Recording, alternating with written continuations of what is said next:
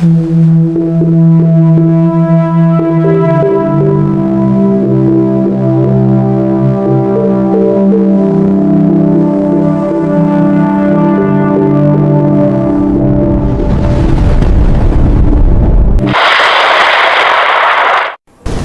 araw po sa inyong lahat. Narito na po ang pinaka-latest nating update sa magbilagay ng panahon ngayong araw ng Martes, ika-14 ng Hulyo taong 2026.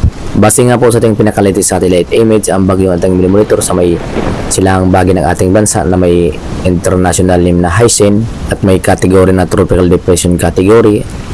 May bagya nga po itong nag-intensify into Tropical Storm category, kung saan taglay na nga po nito ang lakas na hangin na umabot sa 65 km per hour near the center, samantalang may pagbuso naman po ito na umabot sa 80 km per hour. Habang kumikilos nga po ito pahilagang kanluran sa bilis na 15 km per hour, kung saan huling namatan po yan sa layong 1,130 km silangan po yan ng Visayas, na ating makikita nga po na papasok na nga po ito ng ating Philippine Area of Responsibility. At kung sakaling ito ay pumasok ng ating Philippine Area of Responsibility at ganap pa rin na bagyo, ay bibigyan po natin ito sa local name na bagyong Josie, ang pang-10 po yan na bagyo na posibleng mabuo sa taong 2026, at pangatlong bagyo naman sa buwan ng July. Nabase nga po sa ating pinaka-latest track sa bagyong Haisen, makikita nga po natin dito, pagsapit nga ngayong umaga ng 8 AM, makikita nga po natin posible na nga itong pumasok ng ating Philippine Area of Responsibility bilang isang Tropical Depression category, kung saan bagya nga po itong hihina habang papasok ng ating Philippine Area of Responsibility at ikilos nga po ito pahilaga. Tinasan nga po natin manatilit ito sa Tropical Depression category mamayang hapon, at tinasan nga po natin bukas or Merkulis ay nasa labas na nga rin po ito ng ating Philippine Area of Responsibility ng umaga.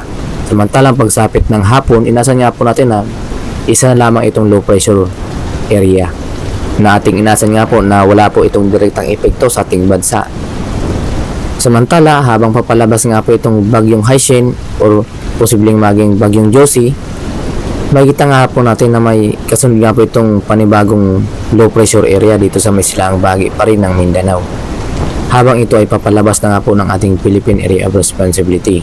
Ating makita nga po yan sa pinaka-latest satellite image. Nadabos pa rin po natin pinag-iingat at pinaganda ang ating mga kababayan sa panibagong sama ng panahon na posibleng mabuo sa may silangang bahagi ng ating bansa. Samantala, bukod nga po dito sa bagyo sa may silangang bahagi ng ating bansa na ating monitor, patuloy pa rin po ang pag-iral nitong hanging habagat dito sa may kanlurang bahagi ng ating bansa, na siyang nakakapekto naman dito sa may kanlurang bahagi ng Luzon, kung saan nagdudulot nga rin po ito ng mga biglaang buhos ng mga pag-ulan at maulap na paporin at mga bugso-bugsong hangin, especially dito sa may area ng Ilocos Region, Zambales, Bataan, Pangasinan. Dulot po yan ng hanging habagat. At para naman sa magilagay ng panahon ng araw dito sa Luzon, asahan pa rin po natin makakaranas pa rin mga kalat-kalat ng mga kawalan, especially dito sa may kanlurang bahagi ng Luzon. Sa lugar po yan ng Ilocos Sur, Ilocos Norte, Abra, La Union, Pangasinan, Zambales. Nadulot nga po yan ng hanging habagat na patuloy pa rin na umiral dito sa may kanlurang bahagi ng ating bansa. Samantala, dito sa may silangang bahagi ng Luzon, inasan nga po natin makakaranas pa rin ng improving weather, na sinasamahan po yan ng bagyang maulap na paporin pagsapit ng hapon at gabi. At para naman sa magiging agwat ang temperatura dito sa may Legazpi, 26 hanggang 33 degrees Celsius, Tuigaraw 26 hanggang 39 degrees Celsius. Samantalang dito naman sa may Luwag, 27 hanggang 33 degrees Celsius ang ating inasan na agwat ang temperatura.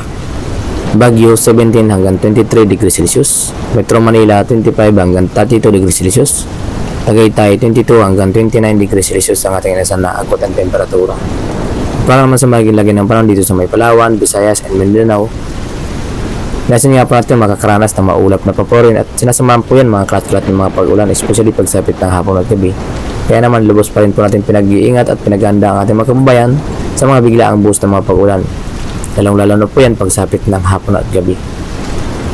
At para naman sa magiging agwat ang temperatura dito sa may Puerto Princesa, 26 hanggang 32 degrees Celsius, Calayan Islands 25 hanggang 32 degrees Celsius ang ating inasan na agwat ang temperatura.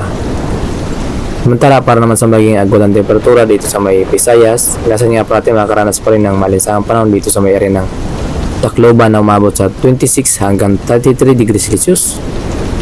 Cebu 26 hanggang 33 degrees Celsius. Iloilo 25 hanggang 33 degrees Celsius ang ating inaasahan na agwat ang temperatura.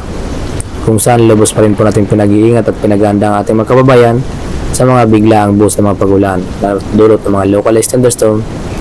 Samantala, dumako naman tayo sa maging ng panahon dito sa may Mindanao na kung saan nga po inasan nga po natin makakaranas po ng maliwalas na panahon na sinasamahan po yun ng mga maulap na papurin at mga localized thunderstorm. Kung saan nga po na kung saan kapag fully develop ang mga localized thunderstorm nga po nating inasahan at matapat sa inyong lugar, inasahan nga po natin ang katamtaman ng sa mga malakas na pag-ulan at posible pa rin po ang mga localized flooding sa mga mabababang lugar.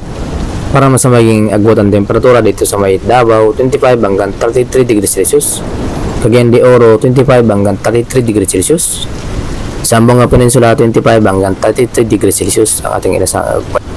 Para man sa may lagyan ng panahon dito sa ating karagatan, sa kasalukuyan nga po wala po tayo nakataas na yellow warning sa kahit anong bahay-bahay ng ating bansa. Ngunit, iba yung pag-iingat pa rin po dito sa may kanlurang bahagi ng ating bansa, especially dito sa may kanlurang bahagi ng Luzon. Kung saan nga po, inasan nga po natin ang moderate to rough sea condition pa rin na dulot nga po itong hanging habagat.